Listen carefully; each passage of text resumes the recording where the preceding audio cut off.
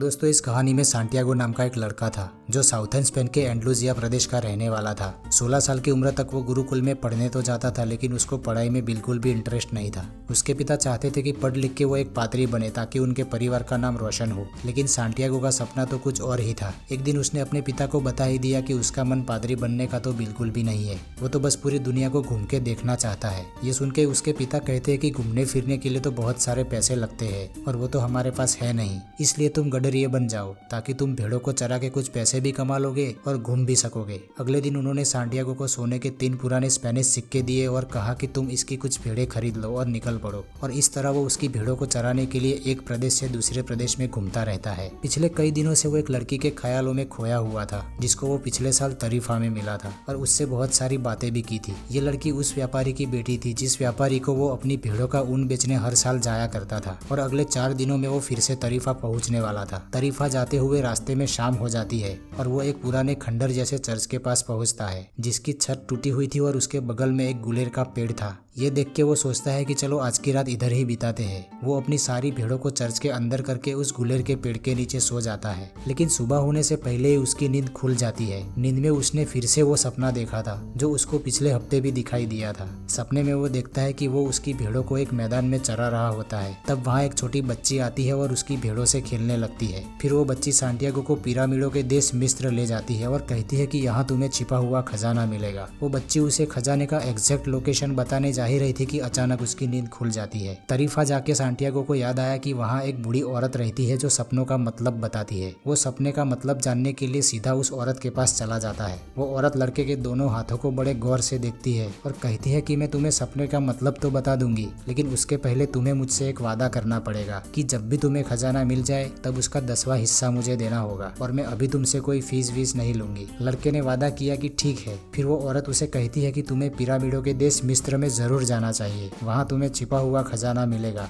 वहाँ से सांटियागो अपनी भेड़ों को उसके दोस्त के एक तबेले में रखकर बाजार में जाता है। बाजार में वो खाना खाता है और अपनी पुरानी किताब के बदले एक मोटी सी किताब खरीदता है। सांटियागो बाजार के चौक में पड़ी एक बेंच पर बैठकर किताब पढ़ रहा था। तब एक बूढ़ा अरब आदमी उसके पास आकर बैठ जाता है और बताता है कि वो सलेम का बादशाह है और उसका नाम मेल्चीजदेक है। लड़के को थोड़ा अजीब लगा। बूढ़ा आदमी उसे कहता है कि तुम मुझे तुम्हारी भेड़ों का 10वां हिस्सा दे दो तो मैं तुम्हें छिपे हुए खजाने को पाने का रास्ता बताऊंगा। ये सुन के लड़का सोचता है कि ये जरूर उस बूढ़ी औरत की चाल लगती है, क्योंकि उसने कोई फीस नहीं ली थी इसलिए वो अब भेड़े लेना चाहती है। लड़का कुछ बोले उसके पहले बूढ़ा आदमी एक छड़ी से नीचे रेत पर कुछ लिखने लगा। लड़के ने देखा तो रेत पर उसके माता पिता, उसकी गुरुकुल और उस व्यापारी की बेटी का नाम लिखा हुआ था और ये सब बातें लड़के ने किसी को भी बताई नहीं थी। अब सांटियागो को उस पे थोड़ा थोड़ा ट्रस्ट होने लगा। बूढ़ा आदमी सांटियागो को कहता है कि जब इंसान जवान होता है तो वो उसके गोल को लेकर बहुत ही सीरियस होता है और अपने सपनों को हकीकत में बदलने के लिए वो पूरी कोशिश करता है, लेकिन जैसे जैसे उसकी उम्र बढ़ती है उसको यह सब इम्पॉसिबल सा लगने लगता है और कोशिश छोड़ देता है। जब तुम किसी चीज को दिल से चाहते हो तो वो तुम्हारा मिशन बन जाता है और पूरी कायनात तुम्हें उससे मिलाने की कोशिश करती है। बूढ़े ने कहा कि तुम 10वें हिस्से की भेड़ें लेकर कल मेरे पास आ जाना, मैं तुम्हें छिपे खजाने का रास्ता बता दूंगा। लड़का उसकी भेड़ों के बदले उस खजाने का 10वां हिस्सा देने को कहता है तो बूढ़ा आदमी कहता है कि तुम मुझे वो चीज देने का वादा कर रहे हो जो चीज तुम्हें मिली भी नहीं है, तो हो सकता है कि बाद में तुम उसे पाने की इच्छा भी छोड़ दो। सांटियागो बहुत ही कंफ्यूज था।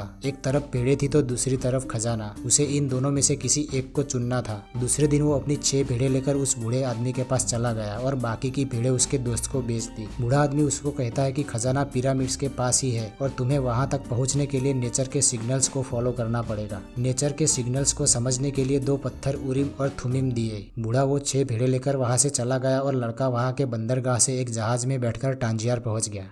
सांटियागो टांजियार के एक बार में बैठा होता है तब उसकी मुलाकात एक नौजवान से होती है। सांटियागो उसको अपना गाइड बना लेता है और उसे पिरामिडों तक ले जाने को कहता है। अब उस नौजवान को पता चल चुका था कि सांटियागो के पास बहुत पैसा है। नौजवान ने कहा कि पिरामिड तक जाने के लिए सहारा का पूरा रेगिस्तान पार करना पड़ेगा और उसके लिए 2 ऊंट खरीदने होंगे। अब वो दोनों टांजियार के बाजार में जाते हैं जहाँ हजारों लोगों की भीड़ थी। तब वो नौजवान सांटियागो की नजर चुरा के उस भीड़ में गायब हो जाता है और साथ में सांटियागो का सारा पैसा भी ले जाता है। अब सांटियागो अपना सारा पैसा खो चुका चुका था और उसके पास अब तो भेड़ें भी नहीं थी। वो बहुत ही डिप्रेस्ड हो जाता है। उसे लगता है कि वो खामोखा उस खजाने के चक्कर में आके उसकी सेट लाइफ को खराब कर दी। वो कितना खुश था उन भेड़ों के साथ, कहाँ वो इस अनजान जगह में आके फंस गया। फिर वो ठंडे दिमाग से सोचता है कि वो पहले भी ऐसी अनजान जगहों पर जा चुका है, इसलिए यहाँ पर कुछ ना कुछ सोल्यूशन तो निकल ही आएगा। रात हो जाने की वजह से वो बाजार में ही सो जाता है। सुबह होते ही किसी ने उसे नींद से जगाया। उसने उठ के देखा तो सब लोग बाजार में अपनी अपनी दुकानें लगा रहे थे। वो एक मिठाई वाले को दुकान लगाने में हेल्प करता है और बदले में दुकानदार उसको थोड़ी मिठाई देता है। वो मिठाई खा के वहाँ से निकल गया। जब वो टांजियार की गलियों से गुजर रहा था तो उसने पहाड़ी के ऊपर एक क्रिस्टल के बर्तनों की दुकान देखी, जहाँ बहुत ही कम कस्टमर जाया करते थे। वो दुकान के आगे जाके उसके मालिक को कहता है कि अगर आप कहे तो मैं शो विंडो में लगी कांच की चीजों को साफ कर दूं, बदले में मुझे कुछ खाना खिला देना। लड़का शो विंडो साफ कर रहा था, तब दुकान से दो कस्टमर सामान खरीद के गए। दुकानदार लड़के को खाना खाने ले गया और दुकान में उसको नौकरी की ऑफर दी, क्योंकि उस दुकान मालिक को लगा था कि ये लड़का उसके लिए एक अच्छा शकुन है। नौकरी में लड़के को 1 महीना हो चुका था और कस्टमर भी काफी बढ़ रहे थे। लड़के ने मालिक को दुकान के बाहर एक शोकेस लगाने को कहा, ताकि पहाड़ी के नीचे से गुजरने वाले लोग इसे देख सके। शोकेस लग जाने के बाद कस्टमर और तेजी से बढ़ने लगे थे। लड़के को दुकान में 2 महीने और बीत गए। उसने मालिक को एक आइडिया और बताया कि वो पहाड़ की चोटी पर चढ़ने वाले लोगों को क्रिस्टल के ग्लास में चाय पिलाने का धंधा चालू करे। जब भी लोग पहाड़ी की चोटी पर चढ़ के थक जाते थे तो उन्हें चाय की दुकान दिखती थी, जहाँ वो चाय भी पीते थे और क्रिस्टल का सामान भी खरीदते थे। अब धंधा इतना बढ़ गया था कि मालिक को 2 नौकर और रखने पड़े। लड़के को उस दुकान में लगभग 1 साल बीत चुका था और लड़के ने काफी पैसा भी कमा लिया था। अब वो घर वापस जाने की तैयारी कर लेता है और उसका सामान पैक कर रहा होता है, तब उसके जैकेट की जेब में से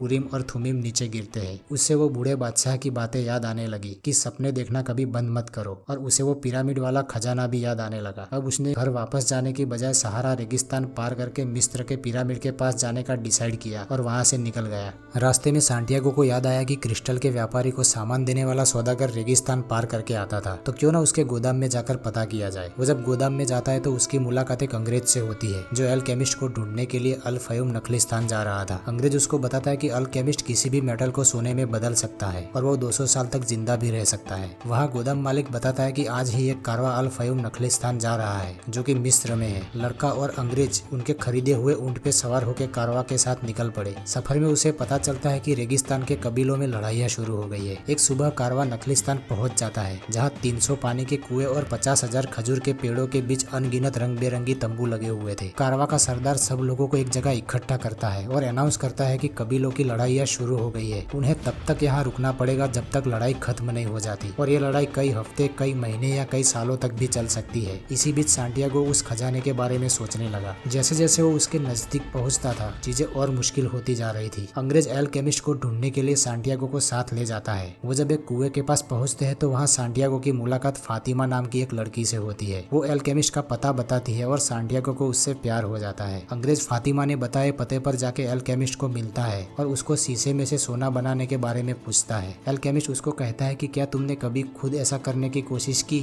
और अगर नहीं की है तो जाओ और खुद कोशिश करो। अंग्रेज उसके तंबू में जाके कोशिश चालू कर देता है। इधर सांटियागो रोज फातिमा को मिलने जाता है। उसको खुद के गडरिये बनने से लेकर नखलिस्तान तक पहुंचने की सारी कहानी बताता है। फातिमा उसे कहती है कि तुम्हें मुझे अपने सपनों के बारे में बताया, उस बूढ़े बादशाह और खजाने के बारे में भी बताया, और तुमने मुझे उन संकेतों और शकुनों के बारे में भी बताया जिसके जरिए तुम यहाँ तक पहुँचे हो। इसलिए अब मैं तुम्हारे सपनों की भागीदार हूँ। इसलिए मैं चाहती हूँ कि तुम अपने सपनों की ओर आगे बढ़ो। मैं तुम्हारे वापस आने का इंतजार करूंगी, और एक रेगिस्तान की औरत होने के नाते ये मेरे लिए गर्व की बात होगी। एक दिन सांटियागो देखता है कि 2 चील आसमान में उड़ रहे होते हैं और अचानक एक चील दूसरे चील पर हमला कर देता है, और ये देखकर उसे विजन आता है कि नखलिस्तान पर हमला होने वाला है। सांटियागो ये बात जाकर नखलिस्तान के सरदार को बताता है। सरदार ने उसे कहा कि हम शकुनों में विश्वास रखते हैं, इसलिए हम दुश्मन के हमले के लिए पूरी तरह से तैयार रहेंगे, और वो हर 10 दुश्मन के मरने पर उसको एक सोने की मुहर देगा, और अगर हमला नहीं हुआ तो वो उसको मार डालेगा। सांटियागो के लिए ये खतरे की बात थी, लेकिन वो सोचता है कि जो भाग्य में होगा वो होकर ही रहेगा, और वो अपने तंबू की ओर चल पड़ता है। अचानक रास्ते में एक धमाका होता है और घोड़े पे सवार एक आदमी आता है और सांटियागो के माथे पर उसकी तलवार की नोक रख देता है और पूछता है कि चीलों की उड़ान में छिपे अर्थ को जानने की जरूरत किसने की। सांटियागो बिना डरे कहता है कि उसने तो बस वही पढ़ा जो पक्षी कहना चाहते थे। वो इस नखलिस्तान को बचाना चाहते थे। वो पूछता है कि तुम अजनबी यहाँ क्या कर रहे हो, तो सांटियागो बताता है कि वो अपनी नियति को ढूंढते हुए यहाँ तक आया है। ये सुन के वो आदमी तलवार म्यान में वापस रख लेता है और कहता है कि मैं तुम्हारी हिम्मत देखना चाहता था। दरअसल वो आदमी एक अल्केमिस्ट होता है और जाते जाते वो सांटियागो को बताता बताता है कि अगर कल लड़ाई हो जाए और तुम जिंदा बच जाओ तो शाम तक मुझे ढूंढते हुए दक्षिण की ओर आ जाना।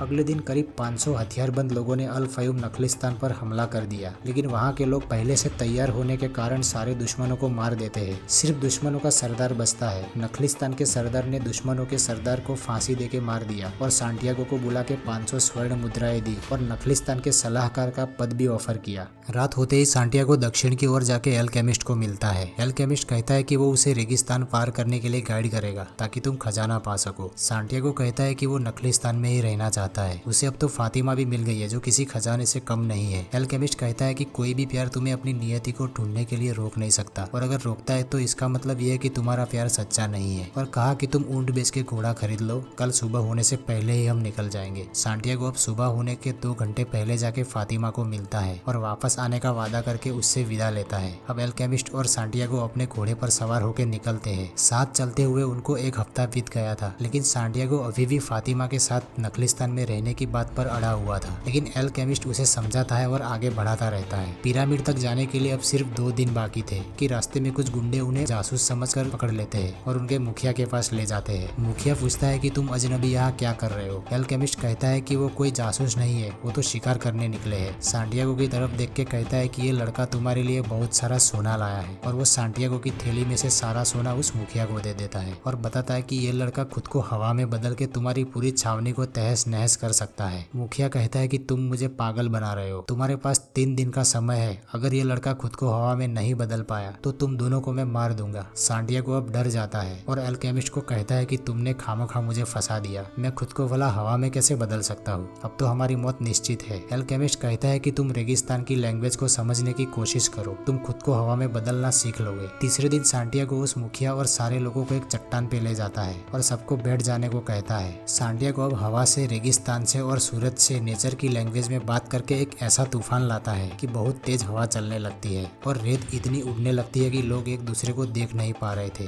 और फिर हवा इतनी तेज हो जाती है कि सारे तंबू उखड़ के उड़ने लगते हैं और सारे जानवर रस्सी तोड़कर भागने लगते हैं। ये सब में बहुत सारे लोगों की मौत हो जाती है और कुछ लोग बच जाते हैं, जिसमें उनका मुखिया भी बच जाता है। अब मुखिया डर के मारे एल्केमिस्ट और सांटियागो को छोड़ देता है। सारा दिन घोड़े पे चलते चलते वो दोनों एक ईसाई मठ में पहुंचे। मठ के किचन में जाके एल्केमिस्ट लोहे की कढ़ाई में शीशा डाल के उसका सोना बनाता है और उसके 4 टुकड़े करता है। वो एक टुकड़ा मठवासी को देता है, दूसरा सांटियागो को देता है, तीसरा खुद के पास रखता है और चौथा मठवासी को देते हुए कहता है कि ये टुकड़ा इस लड़के के लिए, अगर इसको इसकी जरूरत पड़ जाए तो। सांटियागो पूछता है कि चौथे हिस्से की मुझे क्या जरूरत है, और वैसे भी मैं कुछ घंटों में तो खजाने के पास पहुंचने ही वाला हूँ। एल्केमिस्ट कहता है कि तुम 2 बार अपनी सारी दौलत लुटा चुके हो, और शकुन के हिसाब से माने तो जो चीज दूसरी बार होती है वो तीसरी बार भी हो सकती है। अब दोनों एक दूसरे को अलविदा कह के अपने अपने मुकाम की ओर आगे बढ़ गए। सांटियागो कुछ घंटों के बाद उस पिरामिड तक पहुंच जाता है और वहाँ खोदना शुरू कर देता है। वो रात भर खोदता है लेकिन खजाना नहीं मिलता है। जब सुबह होती है तो कुछ लुटेरे उसके पास आते हैं और उससे वो सोने का टुकड़ा छीन लेते हैं। उनको लगता है कि इसने यहाँ गड्ढे में बहुत सारा सोना छिपाया है। वो लुटेरे सांटियागो को और खोदने को कह के बहुत मारते हैं। अब सांटियागो मरने जैसा हो जाता है और लुटेरों को कहता है कि उसने कुछ छुपाया नहीं है, वो तो बस उस सपने को फॉलो करते हुए यहाँ खजाना ढूंढने के लिए आया है, जो सपना उसने एक नहीं 2 बार देखा था। ये सुन के उनका सरदार सांटियागो को छोड़ देने को कहता है और कहता है कि ये लड़का तो पागल है। सरदार कहता है कि उसे भी 2 साल पहले ठीक यहाँ एक सपना बार बार दिखाई देता था कि मुझे स्पेन जाकर उस खंडर जैसे चर्च को ढूंढना चाहिए जहाँ एक गुलेर का पेड़ है और गडरिये अपनी पेड़ों के साथ वहाँ आराम करते हैं, वहाँ मुझे खजाना मिलेगा। लेकिन मैं इसके जैसा पागल नहीं हूँ कि उस खजाने को ढूंढते हुए स्पेन जाऊँ। इतना कह के वो लोग वहाँ से चले जाते हैं। अब लड़के का दिल खुशी से पागल हो गया था क्योंकि उसे पता चल चुका था कि खजाना कहाँ है। सांटियागो रात होने से पहले उस टूटे हुए चर्च तक पहुँच जाता है और सुबह होते ही गुलेर के पेड़ की जड़ों में खोदना शुरू कर देता है और वो खजाने से भरी एक तिजोरी पाता है जो बहुत ही स्वर्ण मुद्राएं और हीरे जवाहरात से भरी होती है। अब वो सोचता है कि वादे के मुताबिक खजाने का 10वां हिस्सा उस बूढ़ी औरत को देगा और नखलिस्तान वापस जाके फातिमा से शादी कर लेगा। तो ये जो कहानी मैंने दोस्तों आपको बताई वो पाउलो कोएल्हो द्वारा लिखी गई बुक एल्केमिस्ट में से ली हुई थी। इस कहानी से हमें ये सीख मिलती है कि रास्ते में कितनी भी मुश्किलें आए लेकिन हमें पॉजिटिव रह के अपने लक्ष्य की ओर आगे बढ़ते रहना चाहिए। कभी कभी चीजें हमारे पास ही होती है लेकिन इसे पाने के लिए बहुत ही लंबा सफर तय करना पड़ता है, और हम जिस चीज को सच्चे दिल से पाने की कोशिश करते हैं तो पूरी कायनात उससे मिलाने में हमारी मदद करती है।